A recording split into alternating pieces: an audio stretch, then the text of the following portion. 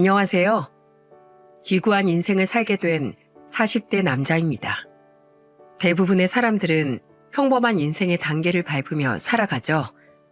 평범한 부모님 아래에서 평범하게 태어나고 자라 인생의 동반자를 만나 아이를 낳고 기르며 살아가는 아주 자연스러운 단계 말입니다. 하지만 전 평범한 듯 하면서도 무엇 하나 결코 순탄한 법이 없던 인생을 살아왔습니다. 그중 2년 전 제게 일어났던 사건에 대해서 친구들과 지인들 그 누구에게도 차마 털어놓지 못했어요. 앞으로도 저는 쭉 그 비밀을 제 가슴 속에만 품고 살아갈 생각이고요. 그래도 딱 한 번 누군가에겐 제 이야기를 털어놓고 싶어 떨리는 마음을 무릅쓰고 이렇게 사연을 보내게 되었습니다. 저는 서울의 한 철물점집 외동아들로 태어났어요. 저를 낳은 후 건강이 급속도로 나빠진 엄마는 끝내 건강을 회복하지 못하고 제 나이 7살에 그만 세상을 떠나시고 말았죠. 아버지는 장사를 하셨어야 했기에 전 시골에서 올라온 할머니의 손에 맡겨졌습니다. 저는 엄마가 보고 싶어서 매일 밤마다 울었어요.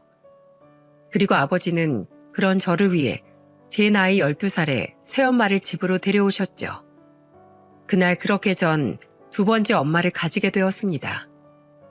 아버지에게 듣기로 엄마 또한 재혼이라고 하시더군요. 전 남편과의 사이에서 아이는 없었고요. 처음엔 조금 어색했지만 이내 엄마라는 말은 제 입에 찰싹 달라붙어 떨어질 줄을 몰랐습니다. 오래도록 그리워했던 엄마라는 존재가 너무 좋아서 저는 시도 때도 없이 엄마를 불러댔거든요. 엄마, 뭐 하세요? 엄마 저녁밥 하지. 저도 도와드릴게요. 저도 엄마랑 같이 하고 싶어요. 동욱이 네가? 그래, 그럼 식탁에서 콩나물 좀 다듬어 줄래? 어떻게 하는 거냐면 저 엄마, 이번에 저 학교 운동회 하는데 와주실 수 있어요? 다른 애들한테 올해는 우리 엄마도 올 거라고 제가 자랑을 다 해놔서. 운동회라고? 우리 아들 보러 이 엄마가 당연히 가야지. 우리 동욱이 무슨 김밥 좋아해? 엄마가 도시락 싸가지고 우리 아들 응원하러 갈게. 이곳 사연들을 들어보면 참 나쁜 계모들이 즐비하던데 저희 엄마는 그렇지 않았습니다. 오히려 정반대였죠. 귀찮을 법도 했건만 엄마는 오히려 절 친아들처럼 아끼고 보살펴 주셨거든요. 하루하루가 행복했어요. 엄마를 얻은 제겐 세상 그 무엇도 두려울 것이 없었죠. 아버진 저를 끔찍이 아껴주는 엄마를 보며 무척이나 고마워하셨습니다. 저는 날이 갈수록 눈에 띄게 밝아졌고 할머니 또한 엄마를 귀한 딸처럼 아끼셨어요. 그리고 할머니는 마치 해야 할 숙제를 끝낸 듯 엄마가 집에 온 지 2년 만에 조용히 숨을 거두셨죠. 마지막까지 그토록 아끼시던 엄마의 손을 잡은 채로 말입니다. 엄마는 저를 마냥 오냐오냐 키우진 않으셨습니다. 한창 사춘기가 왔던 전 중학교 3학년 시절 나쁜 친구들을 따라 잠시 방황을 했던 적이 있어요.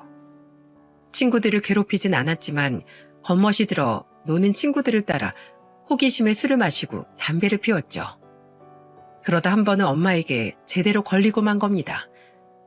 그때 전 엄마에게 처음으로 매타작을 당해봤어요. 이놈의 자식아! 엄마, 아파요! 엄마는 제 등짝을 마구 후려치셨습니다. 그리곤 손이 퉁퉁 부은 채 화난 표정으로 앉은 엄마 앞에 무릎을 꿇고 연신 죄송하다고 잘못을 빌었죠. 엄마는 엄한 목소리로 제게 이렇게 말씀하셨어요. 동우가 왜 네 스스로 시간과 정성을 들여서 네 인생을 망치는 경험을 하니? 네가 잘못되면 그건 너뿐만이 아니라 이 아버지와 이 엄마의 가슴 또한 갈기갈기 찢어질 거다. 난 목숨보다 소중한 내 아들이 잘못된 길을 가는 걸 막기 위해서라면 얼마든지 회초리를 들 수 있어. 친구들하고 어울리는 거 좋지. 하지만 널 누구보다 아끼고 사랑해서 진심으로 조언하는 사람이 누군지 오늘 저녁에 곰곰이 생각해 보길 바란다. 그리고 그날 밤 늦게 퇴근하고 돌아오신 아버지에게도 호된 꾸짖음을 듣고 방으로 돌아가던 전 그만 보고야 말았습니다. 안방 침대에 힘없이 걸터앉아 흐느끼고 계시던 엄마를 말입니다.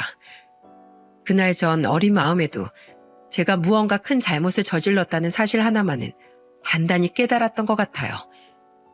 그래서 그날 이후 전 호기심에 저질렀던 비행과 일탈 모두를 그만두고 다시 학업에 열중하게 되었죠.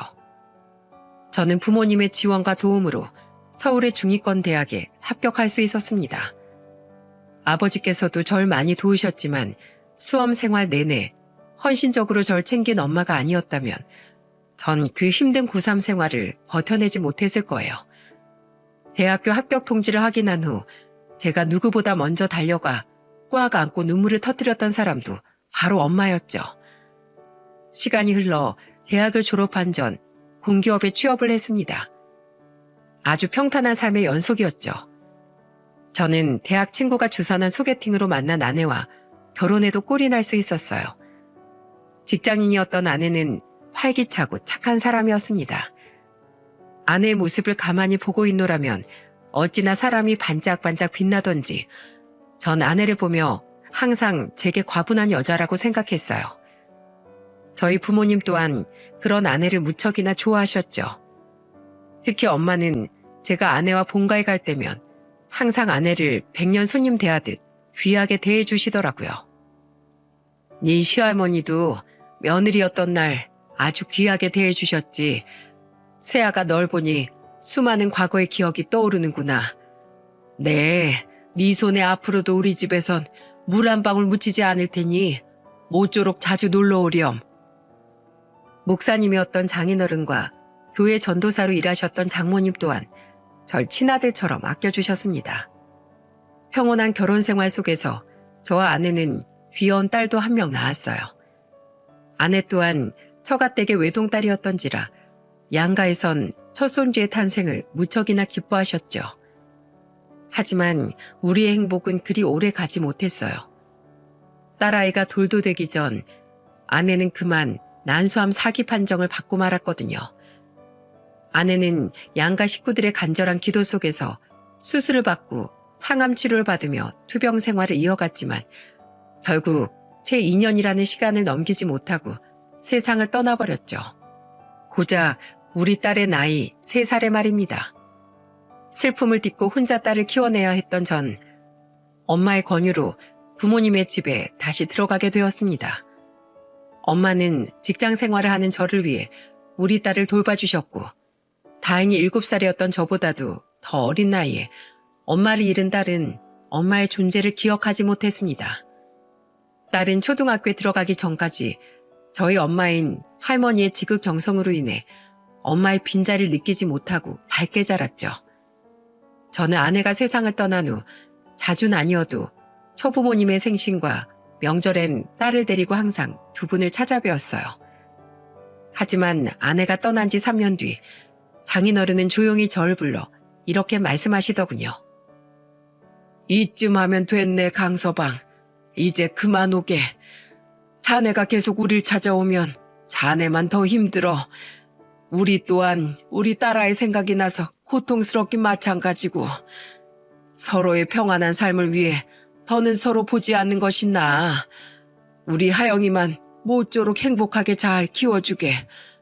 그리고 자넨 아직 젊으니 우리 딸을 잊고 앞으로 새 인생 살아. 저는 엉엉 울며 장인어른께 이러시지 말라고 빌었지만 장인어른은 가슴 아픈 표정을 지으면서도 단호하게 절 밀어내시더군요. 장모님 또한 장인어른 곁에서 펑펑 울며 저에게 작별 인사를 고하셨죠. 그렇게 그날 이후 전 더 이상 두 분을 뵙지 못했습니다. 몇 번 더 두 분께 연락을 드렸지만 두 분은 더는 제 연락을 받지 않으셨어요. 너무 힘들었지만 저는 엄마의 끝없는 응원과 지지로 결국 다시 일어설 수 있었습니다. 그렇게 아내가 세상을 떠난 지 약 7년이라는 시간이 흘렀어요. 딸이 초등학교 3학년이었던 어느 날 엄마는 저를 불러 이런 말씀을 하시더군요. 동우가 넌 재혼할 생각 없니? 하영이가 초등학교에 들어가고 나서 부쩍 엄마의 빈자리를 많이 느끼는 것 같더구나. 아무래도 집에서만 있을 때하고는 다르게 주위 친구들이 사는 모습이 눈에 들어올 테니까. 저는 최근 몇 년간 왜 자신만 엄마가 없냐고 울먹이던 딸의 모습을 떠올렸습니다. 제가 쓰게 웃자 엄마는 말을 이으셨어요. 동우가 너도 알잖니? 엄마의 빈자리가 그 나이 때 애들에게 얼마나 크게 느껴지는지, 엄마라는 존재가 아이에게 얼마나 필요한지 말이야. 그러니까 하영이를 위해서라도 재혼에 대해 진지하게 한번 생각해봐. 이 엄마 주변에 아직 시집 안 간 딸을 둔 지인이 하나 있어. 그 딸이 결혼 생각이 없어서 여태 시집을 안 가서 그렇지. 내가 몇 번 보니 애가 참 바르고 착하더구나. 엄마가 주선해 줄 테니까 한번 만나봐. 어느새 얼굴에 주름이 많아진 아버지는 엄마 옆에 앉아 부록이 넘은 아들을 걱정하며 엄마의 말씀을 거두시더군요. 저는 저를 걱정하는 두 분의 마음과 엄마를 찾으며 울던 딸을 떠올리며 결국 알았다고 대답했죠. 그런데 엄마, 제가 집에 놀러 오시던 엄마 친구분들은 전부 배웠던 것 같은데 그분은 어느 이모 따님이에요? 그 중엔 없어. 아주 예전에 알고 지내던 지인 딸이야. 지금은 저기 어디냐. 전라도 시골에서 살고 있다는구나. 하도 멀리 살아서 통화만 하지 나도 잘 못 봐. 엄마의 말씀처럼 엄마 지인의 따님은 만나서 이야기를 나누어 보니 정말 예의 바르고 좋은 사람이었어요. 안녕하세요. 김주연입니다. 말씀 많이 들었어요. 뵙게 되어서 반갑습니다. 중소기업에 다니고 있다던 주연 씨는 저와 나이가 6살이나 차이가 나더군요. 저는 사별을 한 데다 나이도 많고 아이까지 있었던 터라 주연 씨가 너무 아깝게 느껴졌어요. 솔직한 심정을 털어놓는 제 말에 주연 씨는 이렇게 대답하더군요. 그게 어디 동욱 씨 잘못인가요? 무작위로 사람을 골라서 불행을 주는 세상 탓이죠. 전 아직 동욱 씨처럼 그런 가슴 아픈 일을 아직 겪지 않은 사람일 뿐이고요. 누가 먼저고 나중이냐는 차이일 뿐 동욱 씨가 저에 비해 기우는 부분은 아무것도 없다고 생각해요. 항상 신중히 말을 골라 이야기하던 주연 씨의 현명함이 전 무척 좋았습니다. 그리고 8개월간의 만남 이후 제 나이 43, 제 딸의 나이 11살에 저와 주연 씨는 결혼식을 올렸어요. 그런데 이상하게 결혼식 날 아내와 저희 엄마는 마치 사연 있는 사람들처럼 눈물을 주룩주룩 흘리더군요. 정작 장인어른과 장모님은 아내를 보며 종일 환하게 웃고 계셨고 심지어 제가 처음 결혼할 때 엄마가 울긴 하셨어도 그 정도는 아니었거든요. 나중에 엄마에게 물으니 엄마는 멋쩍은 듯 웃으며 이렇게 말씀하셨죠. 네가 그동안 네 전처 보내고 많이 힘들어했던 게 생각나서 그랬던 것 같구나. 새아가야 뭐 결혼식 날 신부가 오는 게 드문 일도 아니지 않니? 새아가도 살아오면서 우여곡절이 많았겠지. 그렇게 우리는 저희 부모님 댁에서 신혼생활을 시작했습니다. 저는 딸을 데리고 분가를 하려고 했지만 아내가 먼저 제게 합가를 하고 싶다고 제안했죠. 전 어른들 모시고 사는 게 좋아요. 어릴 때부터 사람이 많이 북적이는 집안에 시집가고 싶었거든요. 게다가 갑자기 자기를 돌봐주던 할머니하고 떨어지게 되면 하영이가 많이 힘들어할지도 모르고요. 속 깊은 아내의 말이 전 무척이나 고마웠습니다. 저희 부모님 또한 마음이 비단결같이 고운 며느리가 집에 들어왔다며 굉장히 기뻐하셨죠. 제 딸은 어렸을 적 저와 마찬가지로 처음엔 아내를 무척이나 낯설어 하더군요. 하지만 아내가 먼저 끊임없이 딸에게 가까워지려고 노력해 주었기에 두 사람은 이내 사이좋은 모녀관계로 발전할 수 있었어요.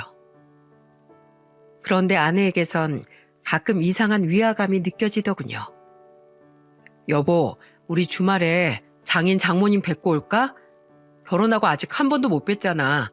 신혼여행 다녀와서도 바쁘시다기에 딱 한 번 전화드린 게 전부고. 됐어. 우리 부모님 워낙 쿨하신 분들이라 우리만 잘 살면 됐다 주이셔. 내가 종종 안부 전화 드리는 걸로 좋게. 전화를 드렸었어? 난 당신이 장인어른이나 장모님께 전화 드리는 거 한 번도 못 봤는데. 아, 그게 출근해서 점심시간에 짬내서 종종 전화 드렸어. 분명 제가 처음 인사드릴 때와 상견례 자리에서 아내와 처부모님의 사이는 무척 좋아 보였습니다. 그런데 아내는 결혼한 뒤론 한 번도 친정에 가거나 제 앞에서 처부모님과 통화하는 모습을 보이지 않더군요.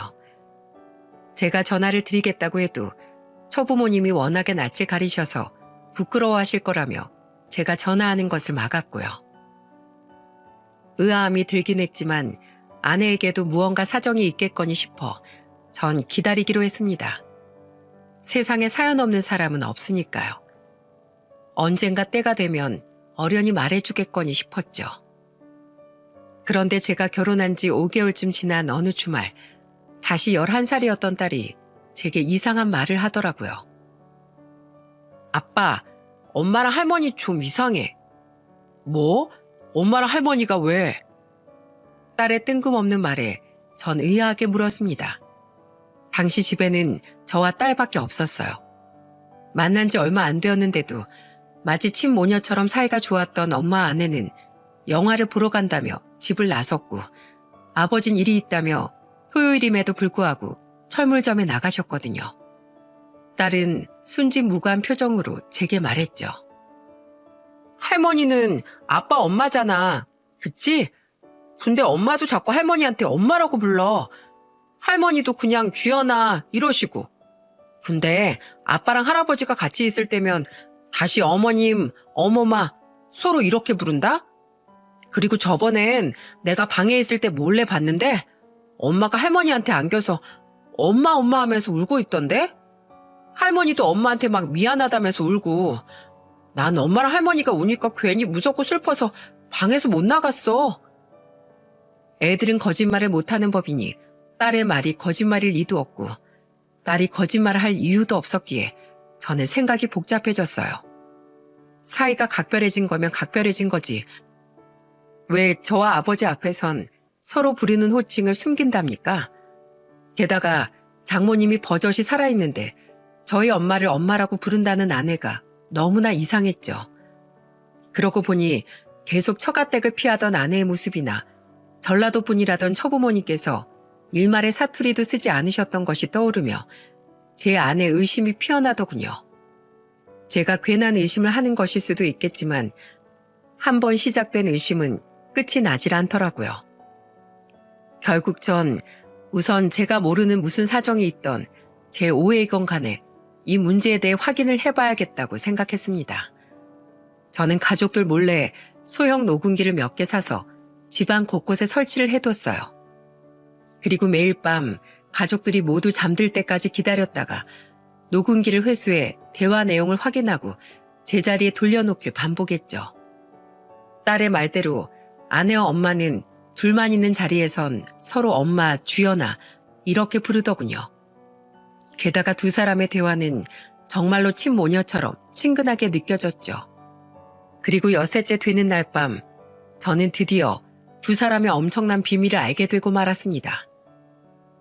엄마, 우리 정말 이대로 모두를 기만해도 되는 걸까? 나 하영이 아빠가 친정 이야기 꺼낼 때마다 너무 무서워서 미칠 것 같아. 모든 걸 다 들킬까 봐 심장이 조마조마하다고. 설마 나 몰래 그 사람들한테 따로 전화하는 건 아니겠지? 엄마, 2년 전에 내가 친엄마 찾겠다고 엄마를 찾아온 거 그게 정말 내가 잘한 일일까? 엄마랑 나 그리고 이 집 식구들 모두를 불행하게 만든 일은 아니었을까? 그런 말 마라. 내가 예전에 그 집에 널 떼어놓고 쫓겨나듯 나왔을 때 내가 얼마나 참담한 심정이었는지 넌 짐작도 못할 거다. 그 집 식구들하고 두 번 다시 엮이기 싫어서 한때는 내가 널 정말 없는 자식이라고 생각했을 때도 있었어. 하지만 동욱이가 처음 결혼을 하고 나서 첫 며느리를 데려왔을 때 자식 버린 그 아이를 보며 네 생각이 나서 가슴이 무너졌다. 어떻게 해서든 널 데려왔었어야 하는 건가 싶어서 그날부터 하루도 빠짐없이 후회했지. 그리고 이 집에 딸이 없다고 거짓말한 내 자신이 죽도록 미웠어. 천추의 한이었지. 넌 너를 찾을 수조차 없었으니까. 그런 네가 네 발로 내 앞에 나타났을 때 정말 신이 있다면 그 신의 발등에 입이라도 맞추고 싶었어. 넌 세상에 단 하나뿐인 내 핏줄이야. 난 2번 다시 널 잃을 수 없다. 세상 그 누가 손가락질을 한다 한들 말이야. 너무 놀라서 제 손이 벌벌 떨리더군요. 지금 제가 들은 내용이 맞는지 믿기지가 않아 저는 녹음본을 2번, 3번을 다시 돌려들었습니다. 그때가 돼서야 비로소 현실이 받아들여지더군요. 처음부터 모두 거짓이었던 거예요. 아내는 존재하지도 않았던 엄마 지인의 딸이 아니라 오래전 엄마가 전 남편과의 사이에서 난 친딸이었던 겁니다. 제가 새 처부모님이라고 철석같이 믿고 있던 그 사람들은 저희 엄마가 치밀하게 돈으로 고용해 준비해두었던 연기자들이었던 거죠. 미칠 것 같았습니다. 아무리 생각해도 이해가 되지 않았어요. 그토록 절 진심으로 아껴주었던 엄마가 그것도 자신의 친딸과 왜 이런 끔찍한 일을 저지른 건지 말입니다. 저희 집안엔 뜯을 만한 큰 재산이 있던 것도 아니고 아내가 저와 결혼해봤자 크게 득볼 일도 없었는데요. 나 몰래 사망보험이라도 들어뒀나? 아니면 우리 아버지 사망보험을? 그럼 그동안 엄마의 모든 행동들은 전부 거짓이었나? 그 기나긴 세월 모두?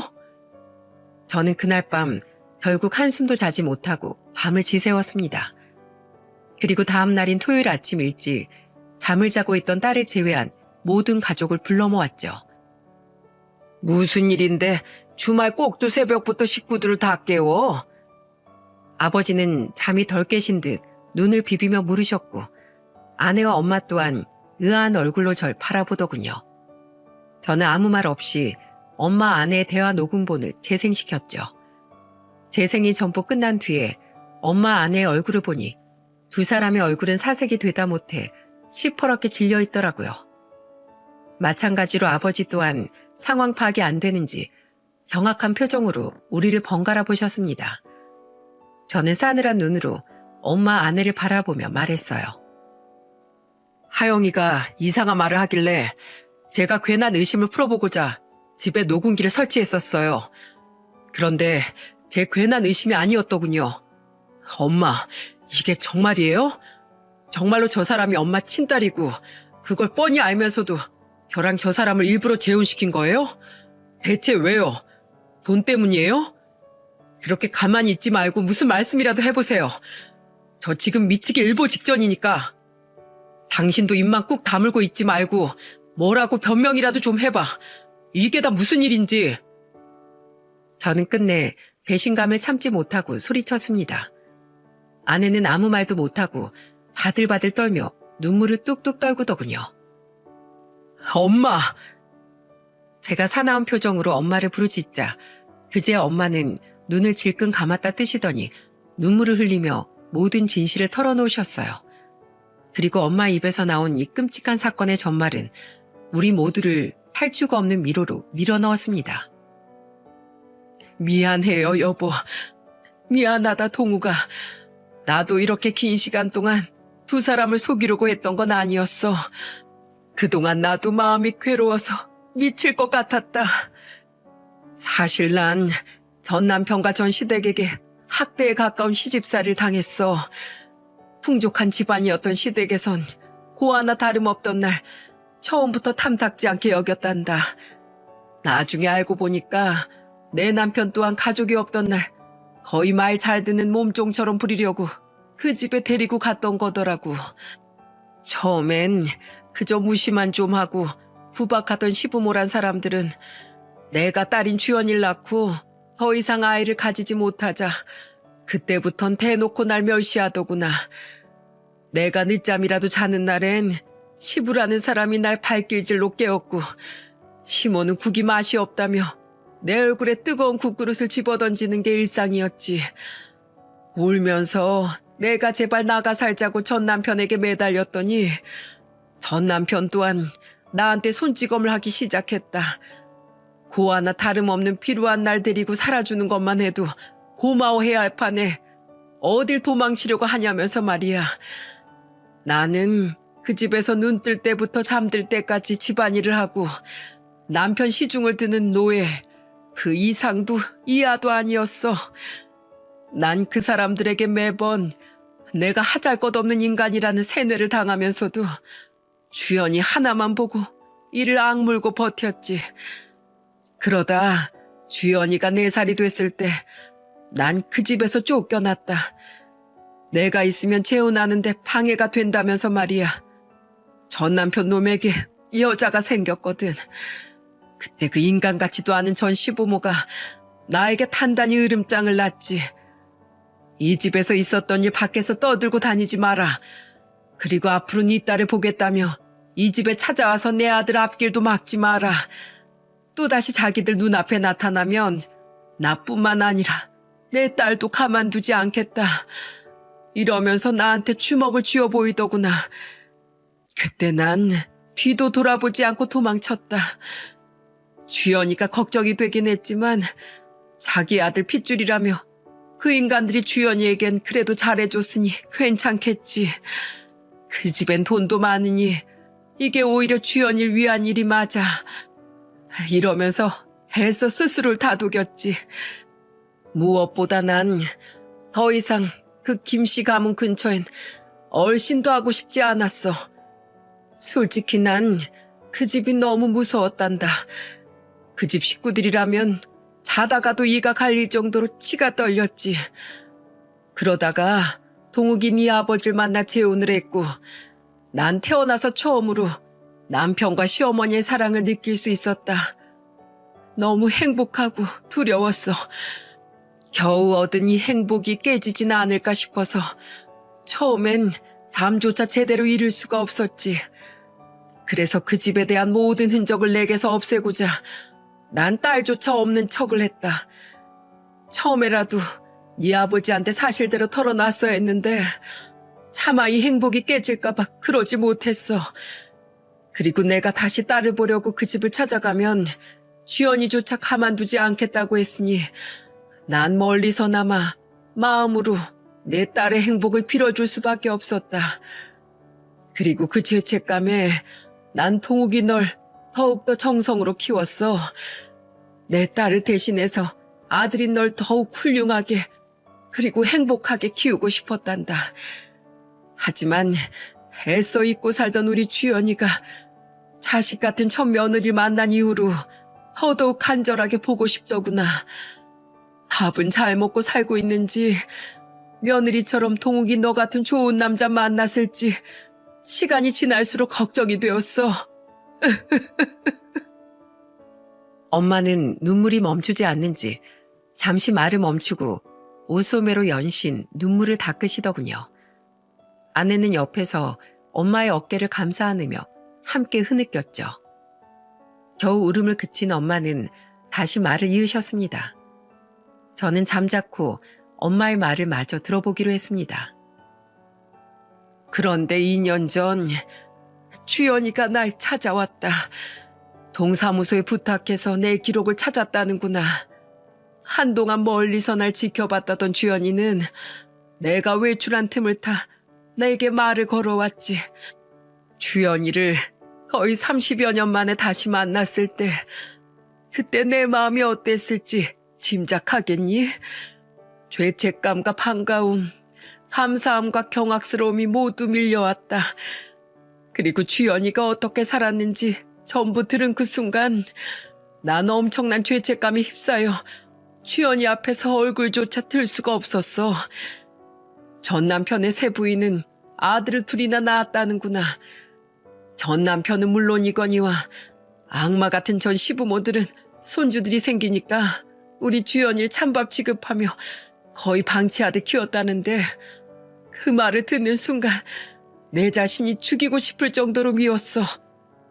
어린 내 딸이 멸시를 받으며 울고 있던 그때 엄마인 난 희낙낙대며 행복해하고 있었다는 사실이 정말 죽고 싶을 만큼 절망스러웠지. 그들은 내가 주연이를 버리고 도망친 거라고 끊임없이 주연이에게 말했다는구나. 그런 버러지 같은 엄마를 찾는 건 용납 못한다며 주연이가 어른이 되어서도 날 못 찾게 막았어. 그렇게 애를 서럽게 과시하면서 키울 거면 나한테 진즉에 보내주기라도 하지. 정말 어떻게 인두겁을 쓰고 애한테 그런 짓을 할 수 있니? 때문에 평생 날 원망하며 살던 주연인 전 시부모란 인간들과 전 남편이 모두 세상을 떠난 뒤에 비로소 날 찾아왔던 거다. 정말로 그들의 말처럼 내가 자신을 버리고 떠난 건지, 왜 자신을 버린 건지 꼭 날 찾아와서 묻고 싶었대. 그리곤 혹시 나도 자신처럼 죽은 전 시부모와 전 남편에게 쫓겨난 건 아닌지, 그래서 어쩔 수 없이 자신을 두고 떠난 건지 꼭 확인하고 싶었다더구나. 주연이 내게 물으며 펑펑 울었어. 자신은 끝없이 날 그리워했다면서 말이야. 난 주연이한테 그 집에서 내가 당했던 일들, 그리고 그들이 2번 다시 주연이 앞에 나타나지 말라며 으름장을 놨던 일들 모두를 털어놨다. 그제야 30년간 우리 두 모녀 사이에 있던 모든 오해가 풀린 거야. 그리고 펑펑 울며 주연이 앞에서 다짐했지. 2번 다시 널 혼자 두지 않겠다. 그동안 그 불행 속에 주연이 널 던져놓았던 죄에 대한 속죄를 내가 어떻게든 하겠다고 말이야. 그런데 주연이를 내 곁에 데려오려니 이미 너무 오랜 시간 동안 너와 네 아버지에게 딸이 없다고 거짓말을 해왔던 터라 방법이 없더구나. 그래서 한동안 가족들 몰래 주연이를 만나며 챙겨줬는데 자꾸만 엄마로서 딸 곁에 있고 싶다는 욕심이 들었어. 해서 급한 마음에 그만 내가 해서는 안 될 일을 너와 네 아버지에게 저지르고 말았다. 어차피 법적으로 남남이니 문제가 없을 거라고 생각했어. 그런데 내가 그래서는 안 되는 거였다. 내 생각이 짧았어. 늦게라도 너와 네 아버지에게 솔직하게 전부 털어놓고 주연일 내 딸이라고 밝힌 후에 그때 집에 데려오든 했어야 했던 거야. 전부 다 내 탓이다. 우리 주연인 계속 싫다고 했지만 내가 억지로 밀어붙인 거야. 그러니 제발 우리 불쌍한 주연이를 탓하지 말고 모든 원망의 화살은 내게로 돌려다오. 정말 미안하다. 내가 이기적인 마음에 너무 끔찍한 일을 저질러 버려서 결국 이렇게 모두에게 고통을 안겨주게 되었구나. 여보, 미안해요. 아니에요. 저도 엄마 곁에 있고 싶은 마음에 잘못된 걸 알면서도 엄마와 함께 그런 끔찍한 일을 꾸몄어요. 30년 동안 그 집에서 못 불렀던 엄마라는 이름, 이제라도 엄마 곁에서 마음껏 부르며 살고 싶어서 욕심부렸어요. 엄마 혼자의 잘못이 아니에요. 제가 엄마 앞에 나타나지만 않았어도 이런 일이 생기지 않았을 거예요. 여보, 아버님, 정말 죄송합니다. 엄마는 소파에서 내려와 무릎을 꿇고 오열하더군요. 아내는 함께 엄마의 옆에 무릎을 꿇고 흐느끼고 있었죠. 너무 처절한 사연에 저는 그 2사람에게 비난을 퍼부을 수도, 그렇다고 위로를 건넬 수도 없었습니다. 그런 아픈 사연이 있었기에 2사람은 결혼식장에서 그토록 서글프게 울었던 거였어요. 저는 참담한 마음을 누르지 못하고 눈을 질끈 감으며 눈물만 흘렸습니다. 한참 동안 엄마 아내를 내려다보던 아버지는 테이블에 놓인 담뱃갑을 쥐어들고는 떨리는 걸음으로 베란다로 향하시더군요. 저는 그들을 내버려 두고 방으로 들어와 한참 동안 얼굴을 감싸고 절규했습니다. 이 걷잡을 수 없는 상황을 도대체 어떻게 풀어나가야 하는지 알 수가 없었어요. 2사람을 당장 이 집에서 쫓아낼 수도, 그렇다고 모든 걸 감싸 안을 수도 없었죠. 세상 그 어떤 것보다 더한 막장이 제 인생에 일어났다는 사실이 믿기지가 않았어요. 그 뒤 아버지는 간단한 짐을 싸들고는 집을 나가셨습니다.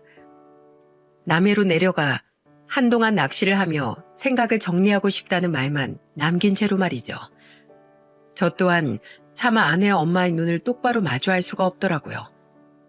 그들을 볼 때마다 배신감과 연민이 동시에 밀려왔거든요. 아내와 엄마는 애써 딸에게는 평소 같은 행동을 보였지만 이후엔 안방에서 쥐죽은 듯이 생활하더군요. 마치 처벌을 기다리는 죄인처럼 말입니다. 아버지가 남해로 떠난 지 일주일 정도 지난 날, 아버지는 제게 전화를 거셨어요. 아버지는 오랜 고민 끝에 결국 결정을 내린 모양이시더군요. 동우가 어머니랑 네 엄만 어찌 지내고 있냐? 하영인 잘 있고? 두 사람은 그냥 안방에서 숨소리도 들리지 않을 정도로 조용히 지내고 있어요. 가끔 제게 무슨 말 하고 싶어 보이긴 하는데 그냥 전 외면하고 있고요.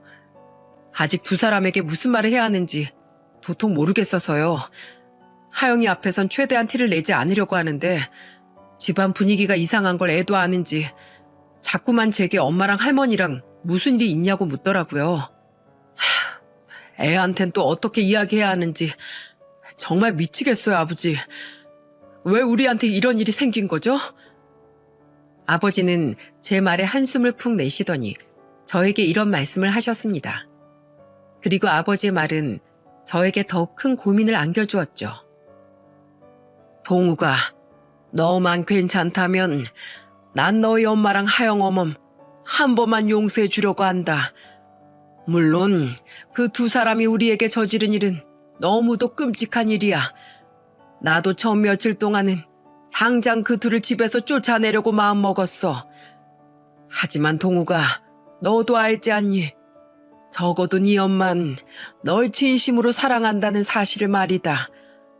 적어도 난 네 엄마가 널 친자식에 버금가는, 아니 그 이상의 애정으로 널 키웠다는 것만은 잘 알고 있어. 네 엄마가 자기 딸에게 못 준 애정을 대신 너에게 줬다고 한들 널 진심으로 자식으로 생각하지 않았으면 절대 너에게 그렇게 헌신하지 못했을 거다. 네 엄마가 아니었으면 네가 지금처럼 이렇게 훌륭하게 자라지도 못했을 거야. 그거 하나만은 내가 장담한다. 네 엄마가 홀로 괴로워하면서도 가족에게 최선을 다했던 30년이라는 세월을 잊지 말자. 더군다나 하영 어멈도 너와 하영이 그리고 나한테까지 정말 끔찍이 잘하지 않았니? 딱 봐도 느껴지더구나. 가족에 대한 애정이 정말 많이 굶주렸던 아이라는 게 말이야. 그래서 어멈이 자기 친정에 가지 않으려는 것도 아무 말 안 하고 그냥 지켜만 봤던 거다. 겉보기엔 좋은 사람들처럼 보였어도 자기 자식에게 모자란 애정을 주었을 거라고 내 짐작했었지. 결국 그 두 사람 모두 가짜였지만 말이야. 동우가, 넌 내 말을 어떻게 생각하니? 너에겐 내 강요하지 않으마. 이건 나보다 너한테 더 중요한 문제니 말이다. 난 내일 아침에 첫 차 타고 올라갈 생각이다. 그때 우리 다시 이야기하자꾸나. 아버지가 통화를 끝낸 전 머리를 감싸고 한참을 고민했습니다. 어린 제 손을 잡고 환히 웃으며 함께 장을 보던 엄마의 모습, 절 혼낸 후 몰래 안방에서 울고 계시던 엄마의 가는 어깨들이 제 눈앞에 떠올랐죠. 게다가 제 딸이 잠들 때까지 옆에 누워 책을 읽어주다가 함께 잠든 아내의 모습과 아픈 제 과거를 듣고 한참 동안 눈물을 멈추지 못하던 아내의 우는 얼굴이 제 모든 기억을 덮어버리니 참을 수 없이 가슴이 아파왔어요. 그리고 다음 날 저는 첫 차를 타고 남해에서 올라온 아버지의 외침에 잠에서 깼죠. 얘 동우가, 어여 일어나 봐라. 네 엄마랑 하영 어멈이 사라졌다. 화들짝 놀라 아버지가 계신 안방으로 향하니 아버지는 망연자실한 표정으로 침대에 걸터 앉아 계시더군요. 안방은 아주 깔끔하게 정돈되어 있는 상태였고요. 어떻게 된 거야, 아버지? 두 사람이 사라지다뇨. 분명 어젯밤까지만 해도 두 사람이 집에 있는 모습을 봤었는데요. 아버지는 떨리는 손으로 제게 연습장을 찢은 듯한 쪽지 하나를 내밀었습니다. 그 쪽지엔 이렇게 쓰여 있었죠.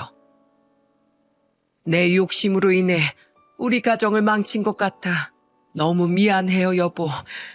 이렇게 큰 죄를 짓고 더는 두 사람 앞에 얼굴을 들고 살아갈 수가 없어서 새벽을 틈타 주연이와 함께 조용히 떠납니다. 동우가 미안하다. 엄마로서 하지 말아야 될 일을 저질러 한 번씩 엄마 안을 잃었던 너에게 또다시 같은 상처를 주게 되었구나. 부디 이 끔찍한 엄마를 용서하지 마렴. 두 사람 곁에서 평생을 속죄하고 싶지만 못난 엄마 탓에 오랜 시간 마음고생하며 살았던 주연이 곁을 더는 떠날 수가 없다. 하지만 동우가 30년이 넘는 세월 동안 난 진심으로 네 엄마로 살 수 있어서 행복했단다. 그러니 아들아, 이 엄마를 원망하며 앞으로의 네 삶을 낭비하지 말아라. 이 엄만 그럴 가치도 없는 사람이니 나로 인해 원망에 사로잡혀 네 인생을 절대로 망치면 안 된다. 동우가 이 못난 엄마는 잊고 꼭 행복하렴. 어디에서든지 너와 하영이의 행복을 응원하마. 사랑한다. 여보, 우리 동욱이 잘 부탁해요. 미안해요. 그동안 고마웠어요. 엄마의 마지막 편지를 읽은 전 그만 그 자리에 무너지듯 주저앉았습니다. 그리곤 편지를 품에 안고 집이 떠나가라 통곡했죠. 이 편지에 꾹꾹 눌러담긴 30여 년 동안 절 사랑으로 키워준 엄마의 애정을 여실히 느낄 수 있었으니까요. 야반도주하듯 집을 떠나는 와중에도 마지막까지 제 걱정을 하던 엄마의 마음이 느껴져 가슴이 찢어지는 것 같았어요. 저와 아버지는 그 길로 곧장 두 사람을 찾아 나섰습니다. 저는 회사에 휴가를 내고 아버지는 가게 문을 닫고서 번갈아 가며 딸을 돌봤죠. 아내는 회사까지 그만두고 잠적을 했다더군요. 그리곤 하루에 30통이 넘는 부재중 전화를 엄마 아내에게 남겼어요. 하지만 두 사람은 끝내 아버지 전화도 저의 전화도 받지 않았고 저는 두 사람을 찾아다닌 지 일주일 후 마지막이라는 생각으로 간절함을 담아 엄마에게 문자를 남겼습니다. 엄마, 너무 보고 싶습니다. 제발 절 떠나지 마세요. 그리고 엄마는 저와 아버지가 두 사람을 찾다 못해 절망감에 지쳐갈 무렵 드디어 제게 전화를 주셨습니다. 집을 나가신 지 정확히 열흘 만이었죠. 동우가, 엄마 지금 어디세요? 제가 아버지랑 얼마나 찾아다녔는지 아세요? 제가 지금 당장 엄마 계신 곳으로 갈게요. 엄마는 강원도의 한 바닷가에서 아내와 함께 머물고 계셨더군요. 저는 아버지께 딸을 부탁하곤 곧장 강원도로 향했습니다. 두 사람은 약속된 장소에서 초조하게 서성이고 있었어요. 저는 그들을 보자마자 차에서 내려 두 사람에게 뛰어갔죠. 그리곤 어색하게 절 부르는 엄마와 아내를 양팔로 부둥켜 안았습니다. 엄마, 여보. 두 사람은 잠시 당황한 듯 얼어붙었지만 이내 절 끌어안고는 펑펑 울더라고요. 동우가, 이 엄마가 정말 미안하다. 여보. 저는 제가 품에 안지 않으면 두 사람이 또다시 제 눈앞에서 사라지진 않을까 두려워 목 놓아 울면서도 두 사람을 더 세게 끌어안았습니다. 그렇게 우리 세 사람은 눈물의 상봉식을 마친 후에 다 함께 서울의 집으로 돌아오게 되었죠. 집에서 두 사람을 초조하게 기다리던 아버지 또한 엄마를 끌어안으며 한참을 흐느끼시더군요. 아이고, 이 바보 같은 사람아. 돈 한 푼 챙기지 않고 컵도 없이 어디로 떠났었단 말이야. 미안해요, 여보. 도무지 당신과 동욱일 볼 염치가 없어서 이대로 우리가 조용히 사라지는 게 두 사람을 위한 최선이라고 생각했어요. 죄송해요, 아버님. 내가 다 품어줌세. 당신이 우리에게 최선을 다했던 그 시간, 이제 내가 그대로 갚아줄게. 주연일 내 며느리이자 자식처럼 품고 살아갈 테니 더는 나와 우리 동욱이 곁을 떠날 생각하지 말어.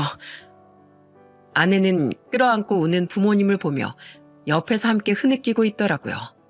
저 또한 또다시 흐르는 눈물을 꾹꾹 눌러 닦았죠. 엄마는 아버지의 품에서 벗어나 저를 보고는 눈물을 흘리며 물으시더군요. 아휴, 정말로 나랑 주연이가 이 집에 네 아버지와 네 곁에 있어도 괜찮겠니? 이렇게 끔찍한 잘못을 저지른 우리가 이젠 제가 엄마도 집사람도 둘 다 지켜줄 거예요. 엄마가 그동안 이 사람 대신 저한테 헌신했던 그 시간들, 그 은혜, 이젠 제가 두 사람에게 갚아 나갈게요. 그러니까 엄마, 더 이상 혼자서 괴로워하고 슬퍼하지 마세요. 여보, 당신도 이제 더는 혼자 마음 졸이며 살지 마. 그동안 정말 마음고생 많았어. 여보, 고마워요. 진심으로 고맙고 미안해요. 앞으로 평생 당신하고 아버님, 그리고 우리 하영이를 위해서만 살게요. 그렇게 우리 5 식구는 2년이 지난 지금 언제 그런 일이 있었냐는 듯 다시 평화를 되찾아 잘 지내고 있습니다. 당시 아버지는 혹시 모를 상황을 위해 친구 집에 놀러 가고 싶다는 저희 딸을 그 친구 집에 맡기셨었다고 해요. 참으로 아버지 해안이었죠. 어리다곤 하나 사리 분별을 할 수 있던 나이의 딸이 당시 상황을 봤었다면 우리 딸에게 설명 못할 큰 상처를 안겨주었을지도 모르니까요. 2년 전 다행히 사표를 철회할 수 있었던 아내는 요즘 직장을 다니면서도 초등학교 6학년이 된 딸아이의 조기 교육에 열심히 일합니다. 딸아이가 공부에 대한 욕심이 남달랐기에 벌써부터 중학교 2학년 과정을 배우는 종합학원에 딸을 보내고 자신도 학부모로서 입시를 어떻게 준비해야 하는지에 대해 열심히 공부하고 있죠. 자식을 잘 되게 하는 건 차라리 부모 몫이라면서 말입니다. 아내는 겪을수록 엄마의 좋은 점만을 빼닮은 착하고 좋은 사람이더군요. 저희 아버지께선 최근 철물점을 정리하셨습니다.